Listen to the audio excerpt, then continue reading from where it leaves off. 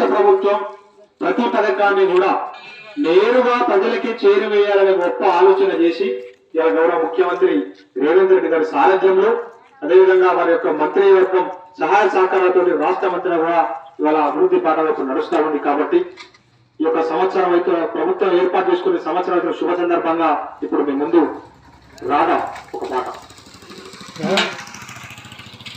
పల్లెల్లో నా ప్రజాపాలన జాతర చూడమ్మా, జన జాతర చూడమ్మా.